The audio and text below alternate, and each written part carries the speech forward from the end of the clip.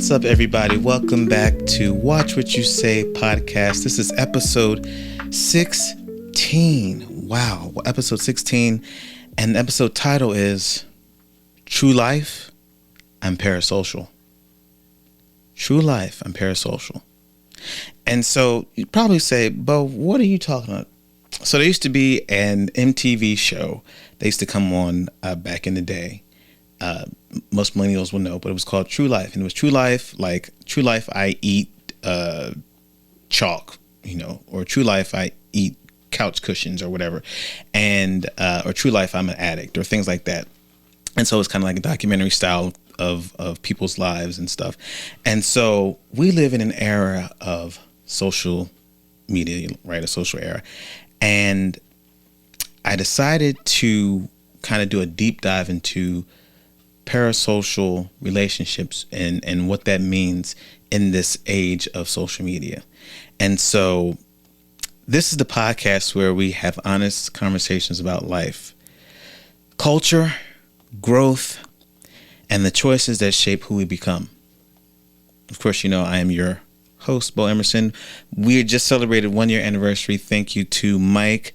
He did that in the last video. He made the fireworks effects.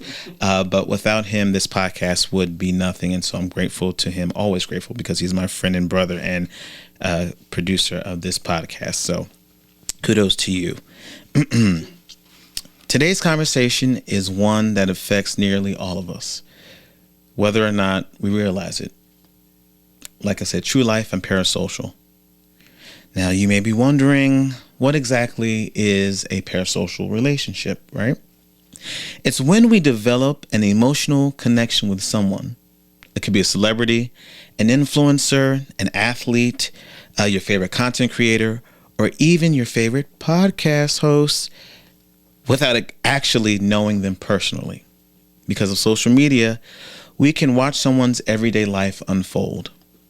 We know what they eat, where they vacation, who they date or who they don't date, how they decorate their home, what they wear, what they believe. And after a while, it starts to feel like we know them, right? But here's the question. Do we actually know them? Or do we simply know what they've chosen to share? Now, don't get me wrong. Social media has done some incredible things for us, right? I mean, I am a product of social media. I mean, I'm, have the talent and the gifting and the hard work ethic to back it up. But my trajectory has definitely gone farther and is going farther with the advent of social media, or adding social media as a part of my brand. Social media has connected families. It has launched businesses, created careers, given artists a voice like myself, helped people find community, and spread information around the world in seconds. Those are real benefits, real world benefits. But every tool comes with responsibility, because while social media can connect us, it can also consume us, right? How many times have you been guilty? I know I'm guilty of doom scrolling sometimes, or you click on one thing and then all of a sudden an hour later you're still scrolling or watching videos or mini movies. It can inspire us or make us compare ourselves to everyone else. It can build confidence or quietly make our self-worth depend on likes and shares, views, followers, and comments. On this episode, we're talking about how to enjoy social media without allowing social media to define us, because your greatest value will never be found on a screen. Let's get into it. So let's get into it, right? Now, you may be asking, again, Beaux, you're talking about this whole parasocial relationship thing. What is this defined as, right? A parasocial relationship is when someone feels emotionally connected to a public figure, influencer, celebrity, content creator, athlete, or even a podcast host, even though the person, again, doesn't actually know them personally. And social media has created a world where we can see someone's daily routines, their relationships, their struggles, their victories, meals, again, vacations, and opinions. Over time, we begin to feel like we know them one-on-one, like they are our best friends. However, social media can also blur reality, right? It can make us compare our real lives to someone else's highlight reel. It can make us feel connected while we're actually becoming isolated. It can make followers feel like friendships. And sometimes it can cause us to invest more in someone else's life than our own. So, what is a parasocial relationship? Again, the term parasocial relationship was introduced decades ago to describe a one-sided emotional attachment people develop with television personalities. That's really, really crazy. Yeah, like growing up, you think watching TV, how many of us like identified with some of the characters and we felt like we knew the people. Like I felt like I knew Steve Urkel. I felt like I knew like the Power Rangers. I knew like the Tanner family. Yeah, like you knew. Yeah, it's crazy to think about that now, as like fully grown adult, and that's yeah. Today's social media has taken that concept to a whole nother level, right? We know what restaurant they eat at. Again, we know who they're dating. We know what gym they attend. What's their favorite coffee order. We know their political views, their daily schedule. Yet they may not know your name. And that's not necessarily a bad thing, but the danger comes when admiration becomes obsession. You know, Mariah Carey had that song called Why You're So Obsessed With Me. I can't sing it because I don't want a copyright strike or anything. I don't want Mariah to, mess me up. But when inspiration becomes dependency, when consumption replaces connection, many people spend hours following strangers while neglecting real relationships with family, friends, co-workers, church members, and even their neighbors. The question isn't whether you're following people. The question is, are you still actively living your own life? This is segment 2, the good side of social media, because there are some good sides. So let's be fair. Social media isn't all bad. Some incredible things happen online every day. And some of the benefits are small businesses gain customers, artists gain exposure, entrepreneurs build brands, families stay connected, educational content is widely available, social movements gain awareness, communities from around the world share interests. Many of us have learned valuable information from using social media. Many careers have been built because of it. Many people discovered gifts they didn't know they had because they started posting online. Social media is a tool. The challenge isn't the tool. The challenge is how we use it. And for culture and context, right, let's talk about influencer culture, right? I don't consider myself an influencer. Thank you to all of the 12,000 something Bowtie family members that are part of my life on Instagram. I thank you for that. And we're growing on TikTok and the other places. But I do not consider myself an influencer by any means. I'm an actor and artist who uses social media as a tool for motivational purposes as well. But there are people who their entire brand and livelihood is based upon talking points on social media that their voice has enabled them to garner a mass audience, which allows advertisers to want to get involved with them and therefore create monetary gain for them. But we're living in a time where some people are more concerned with looking successful than actually becoming successful. Sometimes the picture gets more attention than the process. We created a society where people feel pressure to constantly perform. Sometimes the appearance gets more attention than the substance, right? Every meal, every workout, every vacation, every accomplishment, everything becomes content. But here's the question. Who are you? Who am I when the camera's off, right? Because eventually the likes stop, the views slow down, the trends change. And if your identity is built solely on social media validation, you may find yourself struggling when that attention disappears. And so in our third segment, the dangers of social media, right? So for all the good things that we have from social media, right? The fact that you can connect to your friend, in Australia, you can go on IG Live and have a conversation. Check out my Beaux podcast. You also can interact with your favorite artists. You can leave a comment under them, and sometimes they comment you back, and sometimes you have DM exchanges. And I don't know what the proper word is. I don't know if it's euphoria or the endorphins that are released when you feel like you're talking with, somebody that you admire. I know, personally speaking, there have been times when I've been able to connect with some really famous people. And sometimes it's been their assistants, but then sometimes it's actually been them. And it's been great to have conversations with those people, some of the people that have influenced me in my life, in my career. And those are really, really good things about social media. The dangers of some of that is I can say that I have had stalkers. I've had to unfollow people secretly, only to turn around and see that they're back following me again and commenting on stuff. And then I've had to block people for saying sometimes some people have said racist things to me. Some people have said really, really graphic sexual things to me.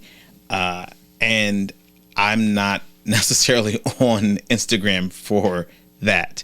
Now, like I said, I may post thirst traps. Not necessarily for, I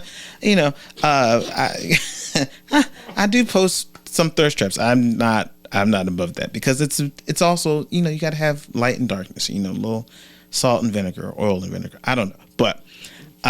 But there's a danger to that, because people have developed, or people will develop this attachment to you, or you could possibly be in danger of attaching yourself to someone whom you never met, right? Just the fact that we like a picture, or you like a picture, and we have a few laughs in the comments does not mean that you actually know that person. You don't know their favorite color. You don't know if their parents are alive or dead. You don't know if they struggle with substance abuse. You don't know if they have a criminal record. You don't know if they have kids. You don't know any of those, some of those those life details, because people only show you their highlight reel. They only show you what they want you to see. Now, granted, there are people who do things for attention, in terms of, I don't know about you guys, but I am not a fan of the whole, it's like, oh my God, like I had the worst day of my life and my boss fired me and I just don't know what is this. This is ridiculous. Like, I don't understand. And I need you to, why are you recording yourself? Why are you recording yourself crying? It's because you want empathy and sympathy. Stop laughing, Mike. Because you want empathy and sympathy. But you get what I'm saying. I know that was an extreme, but you guys have seen it. You guys have seen the people who get on there and cry. And here's another one. When it's 6 a.m. and the person is in the bed, and it's wake up at 6 a.m. So you literally got up, right? You got up, hit record on the camera, got back in bed, pretended to be asleep, set the alarm 5 minutes after that, and it goes,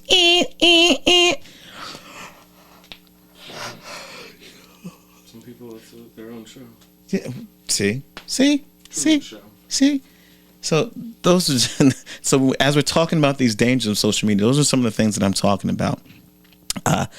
Social media often causes people to compare their behind the scenes reality to someone else's best moments. Comparison can steal joy, right? Anxiety and depression can develop. Studies continue to suggest links between excessive social media use and increased anxiety, loneliness, and depression. Constant exposure to unrealistic lifestyles can distort our perception of reality.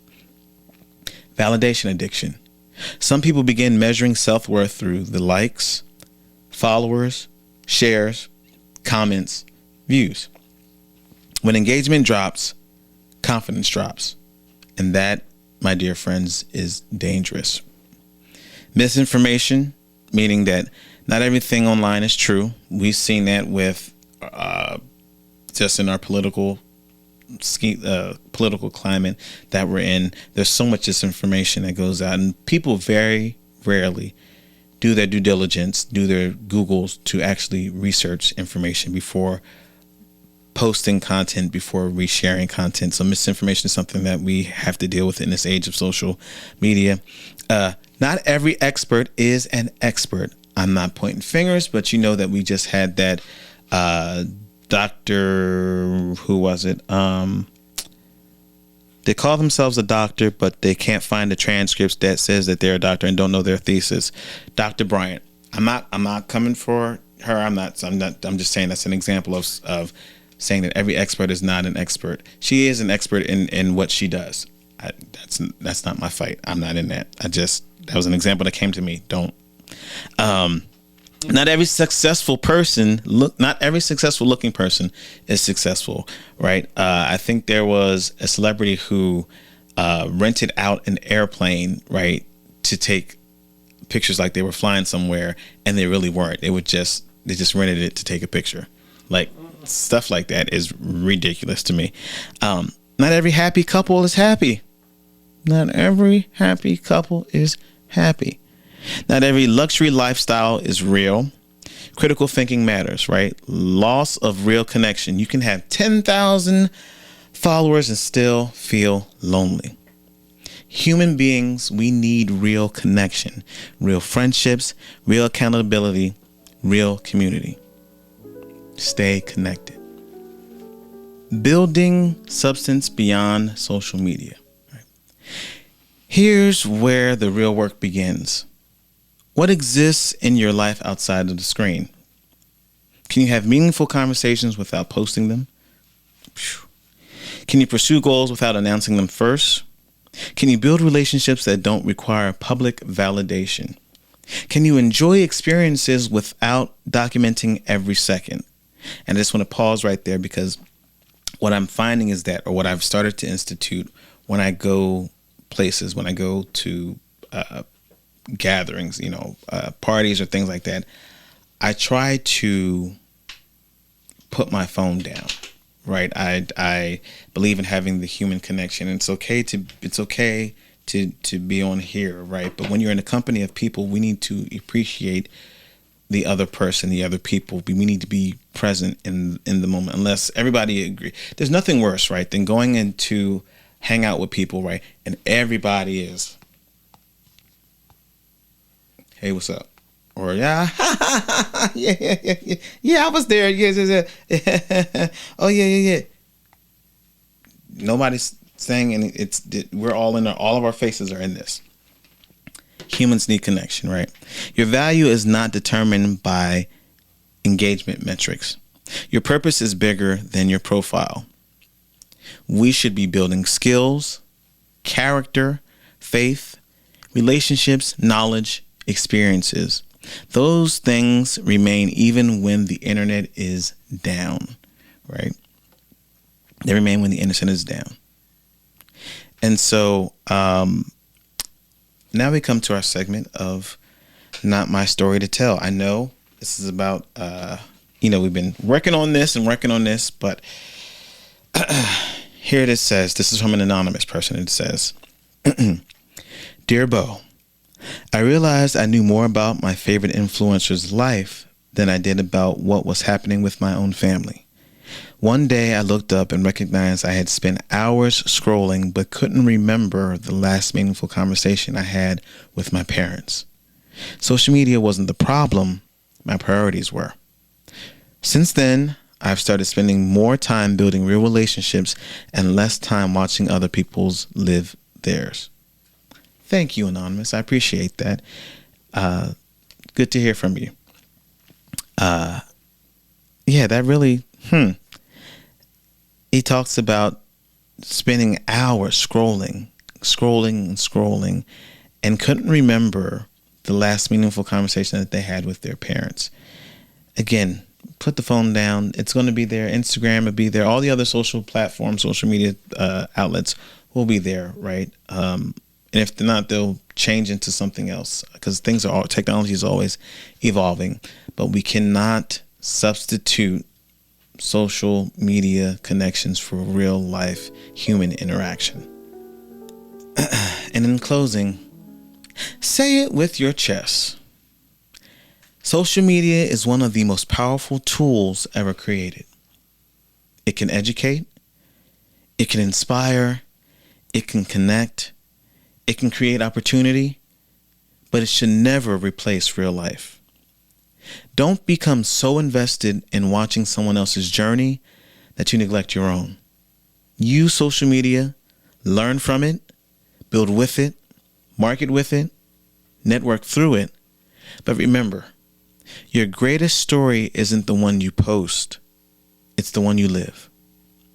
I'm Beaux Emerson, and this has been another episode of Watch What You Say podcast. Until next time, I want you to stay informed, stay intentional, and watch what you say.